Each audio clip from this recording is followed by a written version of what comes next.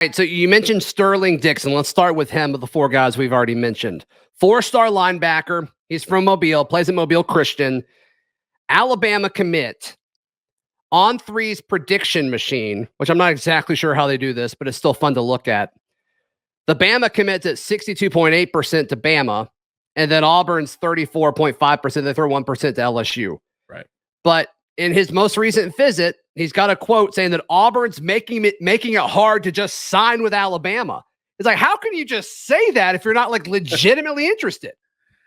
There's no doubt there's legitimate interest, because the first visit is now leading to 2 or 3, and that's the biggest difference.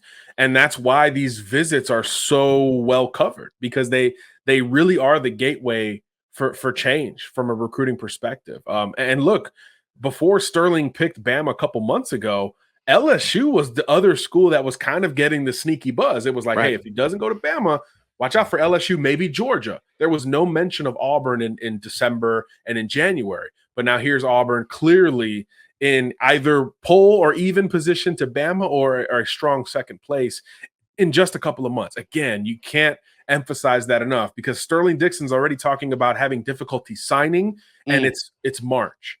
You can't sign until I think December 14th is the date in 2023. Right. That's a long way to go. That's a long way to go. In state, even for Bama, that's a long way to go. So this is something that is going to be an ongoing storyline. And if it's one thing to pull, away from Brian Kelly and Mike Norvell and some of the coaches that Hugh Freeze has beaten head to head early on, Lane Kiffin certainly. It's different when Kirby and Nick get involved in that regard. And I can't wait to see how close Auburn comes to pulling one or two of these off, and then kind of what happens thereafter, because it's going to be somewhat theater for us who follow recruiting.